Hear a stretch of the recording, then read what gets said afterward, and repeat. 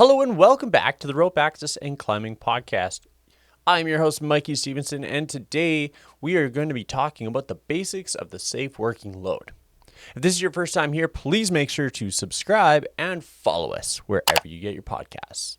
So stay tuned.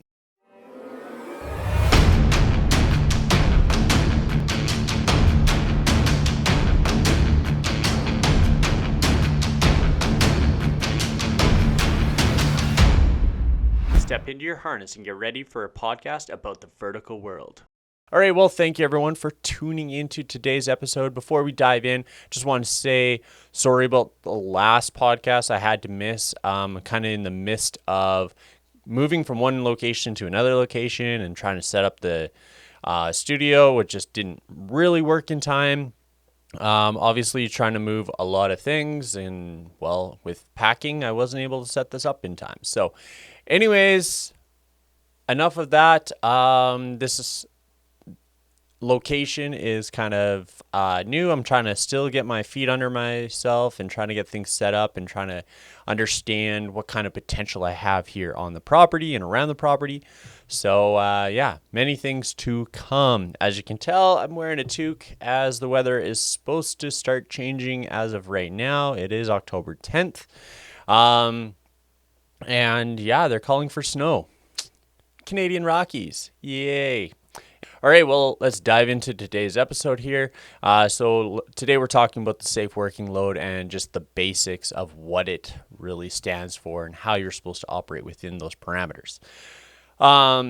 Dirk and myself did a kind of interview podcast about this many months ago, but in recent months, I still am getting a lot of questions about operating within the parameters of the equipment. So, first of all, what is the SWL? That is the safe working load.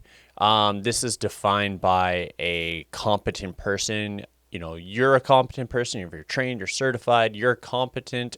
Now, that competency will vary based on, are you a level 1, are you a level 2, are you a level 3, or are you an operations technician, a technician, whatever that variance of competency is within your certification scheme.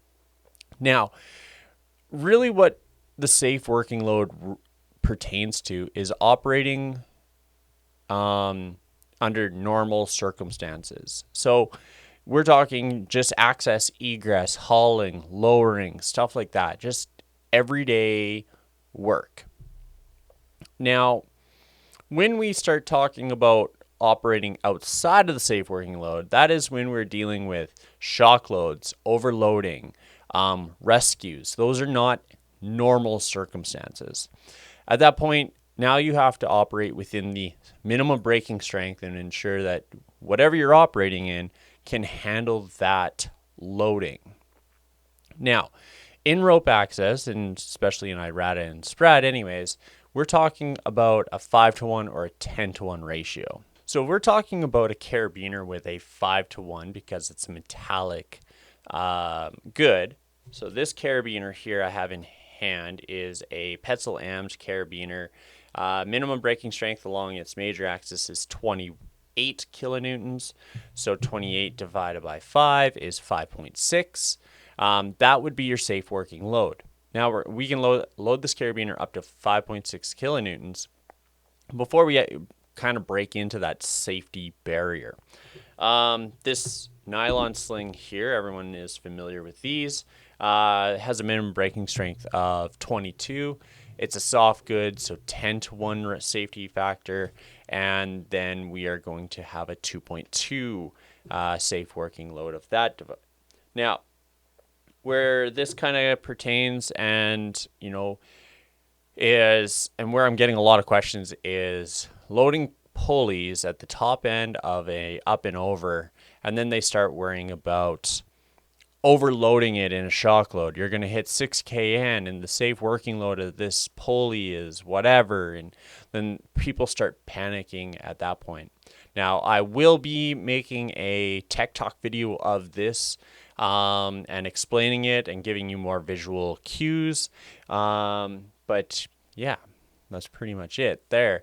But when we're talking about equipment and safe working load and operating within the parameters, we do have to ensure that we understand that we have a large safety factor. Now, different industries will define the safety factor differently, but in the rope access industry, the industry norm is 5-to-1 for metallic goods and 10-to-1 for soft goods. Yeah, so that's pretty much all I have. Pretty short episode here. Just wanted to kind of get that out of the way, and stay tuned for the tech talk that I demonstrate talking about the pulleys and loading and kind of going over that finer detail. All right. So if you like this episode, please make sure to hit the like button. Let me know in the comments below what you think about this sort of thing. I know that there's a lot of misinterpretation and misunderstanding with this sort of thing. If you haven't already, make sure to subscribe to my YouTube channel and hit the bell for notifications, as it shows me that you want to see more of this stuff. Trying to really grow this platform to see where it goes, try to get more information out to you, the viewers, listeners. And if you haven't already, please make sure to follow us wherever you get your podcasts. All right, until next time.